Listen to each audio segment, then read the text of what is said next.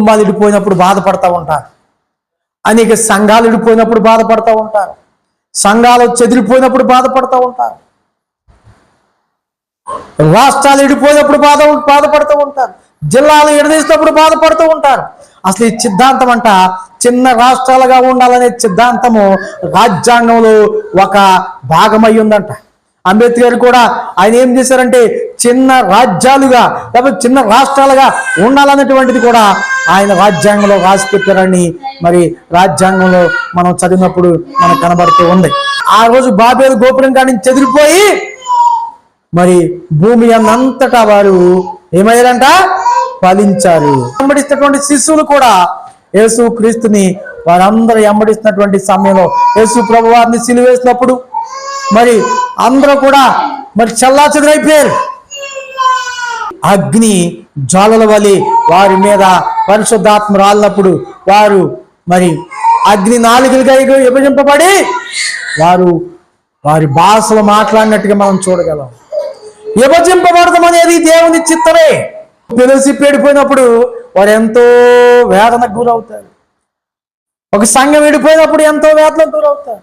మరి ఇక్కడ చెదిరిపోయిన వారి వలనే దేవుని కార్యాలు జరుగుతూ ఉన్నాయి. ఇజ్రాయేలు 10 గోత్రాలు అయితే యూదా వారు 2. అపోస్తుల కార్యాలు 8వ అధ్యాయం 1వ వచనం బిగ్గరగా చదువుతాం.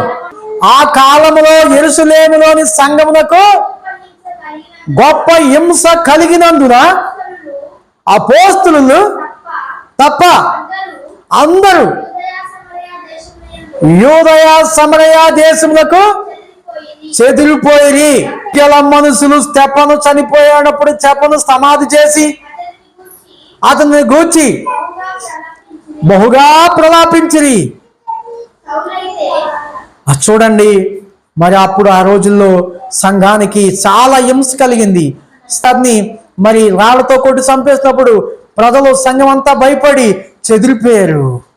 చెదిరిపోయిన వారు ఊరికినే ఉండలేదు. భక్తి గల వారు ఏం చేస్తే తెలుసా? 8వ అధ్యాయం 4వ వచనం చూద్దాం. చూడండి.